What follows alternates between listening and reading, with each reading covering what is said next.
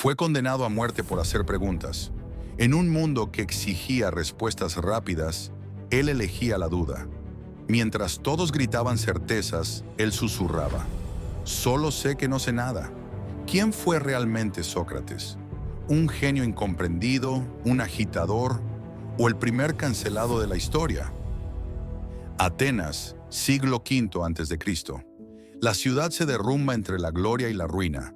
Tras perder la guerra contra Esparta, la democracia que una vez iluminó al mundo empieza a resquebrajarse.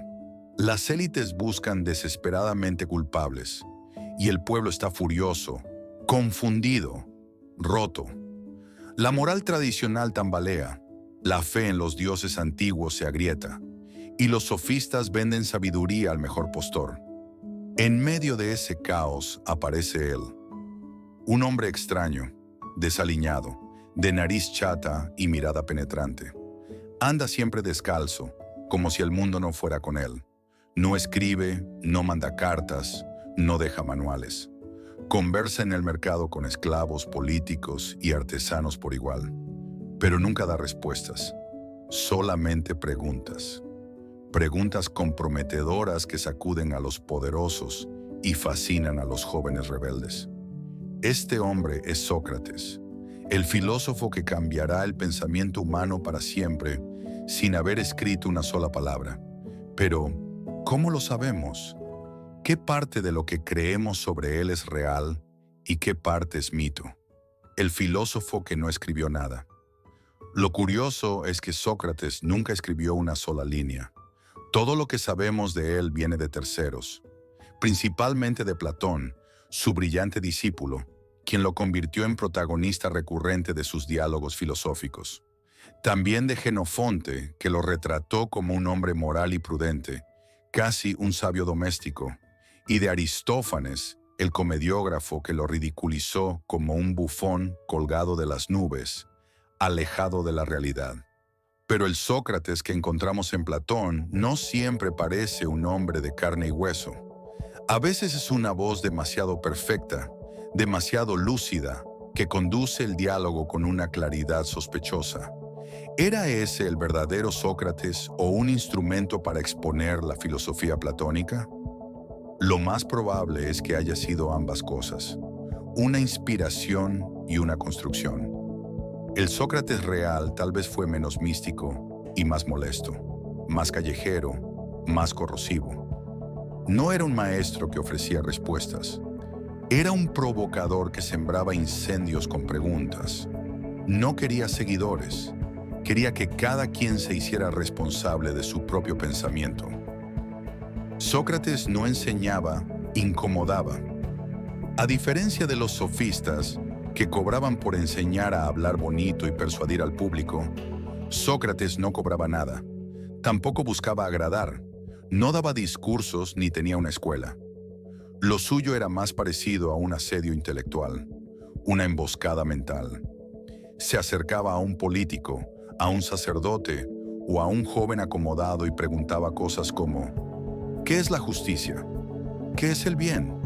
¿Qué es el alma? Y cuando el otro respondía con seguridad, comenzaba el desmontaje. Una serie de preguntas incisivas, implacables, que exponían contradicciones y vacíos. No lo hacía para humillar, lo hacía para revelar el autoengaño, para obligar a pensar, para sacudir la pereza mental. A este proceso lo llamaba mayéutica, del griego parir. Sócrates decía que, como su madre había sido partera, él también ayudaba a otros a parir, no cuerpos, sino ideas. No les enseñaba lo que él sabía, los obligaba a descubrir lo que ignoraban que no sabían. En una época que ya estaba llena de opinadores, Sócrates trajo algo más difícil: el reconocimiento de la ignorancia como punto de partida. Y en una cultura que idolatraba la oratoria, él eligió el silencio interior que surge de una buena pregunta. ¿Por qué lo odiaban? Hoy lo admiramos. Pero en su tiempo Sócrates era visto por muchos como un peligro. Vivía en una Atenas herida, donde las viejas certezas se desmoronaban. La democracia ya no era estable. Los jóvenes se volvían escépticos. Los valores tradicionales parecían vacíos. En ese contexto, su figura era intolerable. No solo por lo que decía, era por cómo lo decía, dónde lo decía y a quién se lo decía. Era una amenaza ambulante para la arrogancia, la ignorancia respetable, la autoridad no examinada. No hablaba desde el poder, hablaba contra él. Muchos lo acusaban de corromper a la juventud y de negar a los dioses de la ciudad. No era cierto, pero era creíble. Y en una ciudad paranoica, lo creíble bastaba para condenar. El juicio. En el año 399 a.C., Atenas ya no tolera preguntas subversivas. Sócrates es llevado ante un tribunal ciudadano. Lo acusan formalmente de dos cosas: corromper a la juventud, introducir nuevos dioses y no honrar a los antiguos. Pero su verdadero crimen fue otro: no jugar el juego, no ceder al poder, no disfrazar la verdad, no venderse, no callarse. Podría haberse retractado, podría haber pedido perdón o incluso haber huido. Muchos amigos estaban dispuestos a ayudarlo, pero eligió otro camino: defender, incluso con su vida, el derecho a pensar. Fue condenado a beber cicuta. Murió rodeado de discípulos que lloraban en silencio. Hasta el último instante siguió preguntando, desafiando, sonriendo. Y esa muerte, lejos de silenciarlo, lo convirtió en símbolo eterno de la insumisión filosófica. ¿Un mártir o un provocador? ¿Era Sócrates un sabio trágico? ¿Un profeta asesinado por la ignorancia colectiva? ¿O fue un provocador radical que cruzó los límites de su tiempo hasta que el sistema lo aplastó? Tal vez fue ambas cosas, pero una cosa es segura: su figura sigue viva porque tocó algo esencial. Porque pensar por uno mismo, sin repetir, sin obedecer, sin fingir, sigue siendo hoy, igual que entonces, un acto rebelde. La mayéutica: cómo parir ideas en tiempos de consumo. Sócrates no ofrecía respuestas simples. Desarmaba las certezas con preguntas incómodas. No enseñaba a ganar debates, enseñaba a pensar sin ganar. Y en eso era una amenaza, no porque impusiera una verdad, sino porque hacía que la verdad ya no fuera cómoda. Una técnica que desactiva el ego. La mayéutica no es un método didáctico como otros. No busca convencer, ni argumentar, ni ilustrar. Es una operación quirúrgica del pensamiento. Una manera de conducir a alguien, mediante el diálogo, a ver que lo que cree saber, no lo sabe. Pero cuidado, no se trata de ridiculizar ni de destruir al otro. Sócrates no era un provocador gratuito. Su objetivo era que el interlocutor descubriera, desde dentro, una nueva conciencia. No basta con decirle a alguien: estás equivocado. Debe sentirlo en su interior. Debe atravesar esa molestia para nacer en otra forma de pensar. En los diálogos de Platón vemos esta dinámica una y otra vez. En el Eutifrón, Sócrates le pregunta a un joven qué es la piedad. Eutifrón responde con ejemplos. Sócrates le muestra que eso no responde a la pregunta. El joven reformula. Sócrates lo desmonta de nuevo. Así hasta que Eutifrón se queda sin palabras. Y ese silencio es clave. No es derrota, es preparación. El saber empieza cuando se cae la falsa seguridad. Sofistas entonces, coaches hoy. En la Atenas de Sócrates abundaban los sofistas, profesionales del discurso, expertos en enseñar a ganar una discusión, a brillar en público, a parecer sabios sin necesariamente serlo. Eran hábiles, seductores, costosos, y estaban al servicio del poder. Sócrates, en cambio, era todo lo contrario. No prometía éxito, no vendía técnica, no enseñaba a argumentar, enseñaba a dudar. Y si miramos a nuestro alrededor, veremos que los sofistas siguen entre nosotros. Se llaman coaches, gurús, influencers motivacionales. Están en todas partes, en redes, en videos virales, en libros que prometen respuestas rápidas. Te venden respuestas instantáneas para ser feliz, exitoso y seguro, pero jamás te invitan a pensar por ti mismo. Su lógica es la del mercado. Te ofrecen lo que quieres oír, no lo que necesitas pensar. ¿Dónde está la mayéutica en ese panorama? Ausente, porque la mayéutica no promete placer ni victoria. Promete desconcierto, sinceridad y pensamiento propio. Pensar en la educación, más mayéutica, menos repetición. En el sistema educativo moderno, muchas veces se enseña a responder, pero no a preguntar. Las evaluaciones premian la memorización. El conocimiento se presenta como un producto empaquetado, no como una construcción viva. Imagina que, en vez de exigir definiciones memorizadas, invitáramos a los alumnos a descubrir por sí mismos qué significa justicia. O que en lugar de enseñar fórmulas para debatir, planteáramos una conversación socrática, donde nadie pueda avanzar sin reconocer primero lo que no sabe. La mayéutica es revolucionaria porque no transmite contenido, activa pensamiento, y eso vale más que cualquier nota. Lo mismo ocurre en la universidad, en las redes, en los espacios públicos. ¿Cuántas veces se dialoga realmente? ¿Cuántas veces se hace silencio para pensar en vez de simplemente esperar turno para hablar? Filosofía aplicada, la mayéutica en la vida real. No hay que ser filósofo para usar la mayéutica. Todos podemos practicarla en conversaciones cotidianas. Un ejemplo, alguien dice, yo creo en la libertad. En lugar de responder o atacar, puedes preguntar, ¿qué significa libertad para ti? Tener opciones, poder elegir, ser independiente. ¿Libertad de qué? ¿Para qué? ¿Y para quién? Ese tipo de preguntas no hieren, pero inquietan. No niegan, pero invitan a profundizar.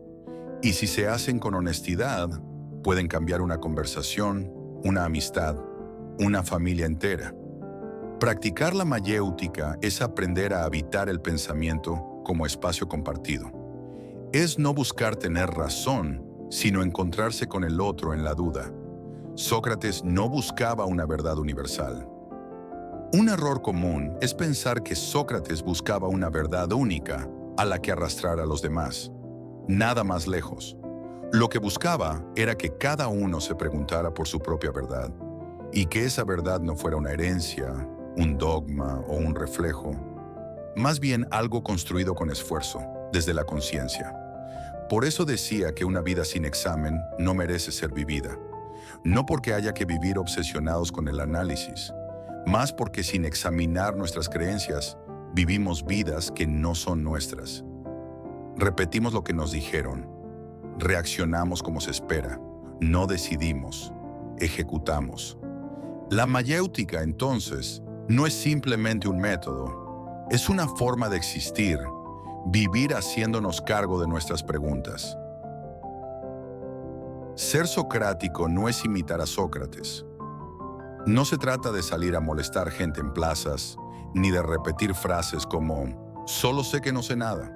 Ser socrático hoy es resistirse al pensamiento fácil, es tener el coraje de quedarse en la pregunta, es negarse a entregar nuestra mente al algoritmo, al trending topic, al ruido constante de lo popular.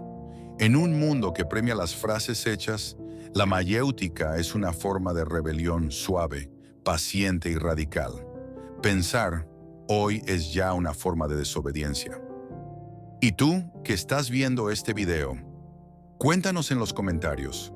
¿Cuándo fue la última vez que hiciste una pregunta tan comprometedora y profunda que no supiste responderla? Cancelado por pensar. Sócrates y nosotros. No lo mataron por blasfemo, ni por corruptor. Lo mataron por no callarse. Y si crees que eso no puede volver a pasar, tal vez no estés prestando atención. El juicio como espejo del poder. A Sócrates no lo juzgaron por asesinar ni por conspirar. Lo juzgaron por hacer preguntas engorrosas. Lo acusaron de corromper a los jóvenes y de no creer en los dioses de la ciudad. Pero su verdadero crimen fue ser una grieta en el discurso dominante. Era un momento políticamente frágil. Atenas, derrotada en la guerra, buscaba estabilidad. Y Sócrates, con su ironía, con su insistencia en no aceptar respuestas vacías, era un elemento demasiado inestable. El sistema necesitaba orden, y Sócrates era ruido. El juicio no fue un error judicial, fue un castigo ejemplar, un mensaje al resto de la ciudadanía. No pienses demasiado, no cuestiones lo que ya está decidido, no desafíes a quienes dicen tener la verdad. ¿Y qué hizo él? No se defendió con manipulación ni con miedo, no pidió perdón, no buscó escapar, eligió mantenerse fiel a su principio. Es mejor morir pensando que vivir repitiendo. La cancelación antes del like. Cuando escuchamos hoy la palabra cancelación, pensamos en redes sociales, en influencers, en escándalos mediáticos, pero el fenómeno no es nuevo. A Sócrates también lo cancelaron, con la diferencia de que no fue un trending topic, fue un juicio real, con una sentencia real y una muerte real. ¿Y por qué lo cancelaron? Porque no era cómodo, porque no encajaba, porque no se adaptaba al molde, porque no hablaba como se debe, no decía lo que hay que decir y no representaba lo que el poder necesitaba mostrar. Hoy quizá no nos hagan beber cicuta, pero seguimos siendo silenciados por algoritmos, por mercados, por el miedo colectivo. Y no meramente desde el Estado.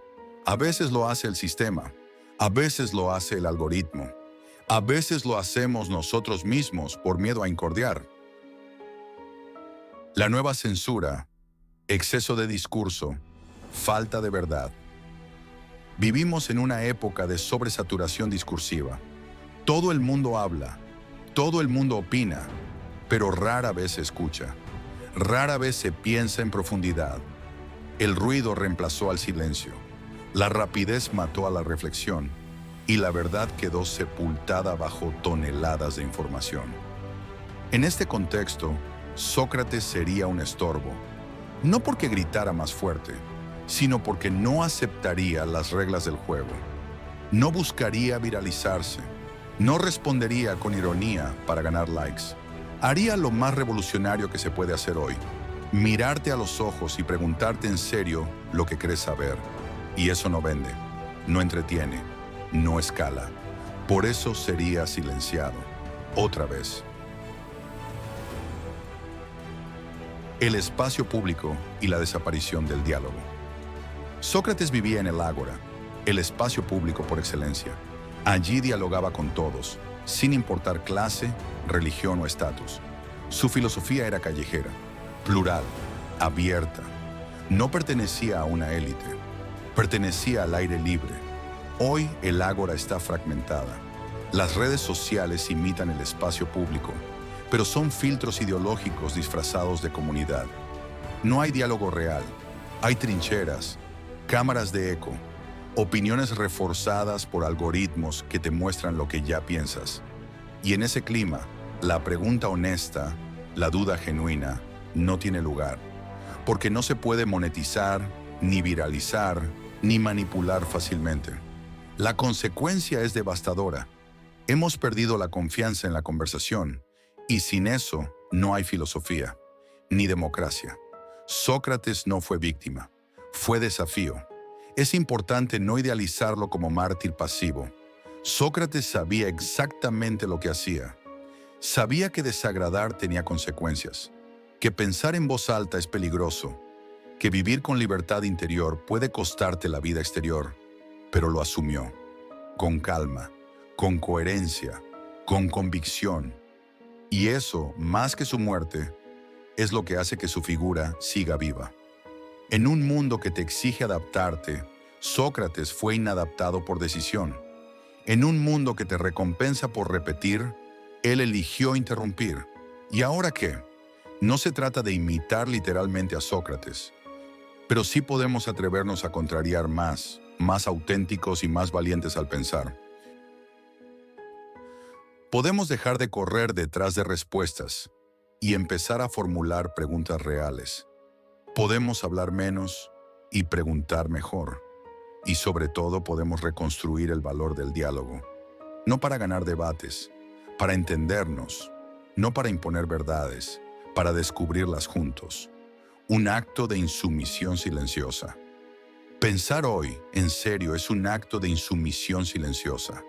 Hacer una pausa antes de repetir, dudar antes de compartir, escuchar una idea contraria sin necesidad de refutarla de inmediato. Ese es el gesto socrático. Y si en algo podemos parecernos a él, que sea en esto. En la fidelidad al pensamiento, incluso cuando el mundo te exige obediencia. Porque al final, Sócrates no murió por saber mucho. Murió porque decidió que preguntar con libertad era más importante que vivir con miedo. Y si tú también crees que el pensamiento libre sigue siendo urgente, si alguna vez sentiste que algo no encajaba, que las certezas colectivas no eran tan firmes, que necesitábamos más preguntas y menos gritos, entonces este espacio es tu ágora. Suscríbete a Épico Vida, comparte este video con quien no le teme a pensar y déjanos en los comentarios esa pregunta que todavía te incomoda. Porque este canal no busca darte respuestas, busca pensar contigo. Y como diría Sócrates, una vida sin examen no merece ser vivida.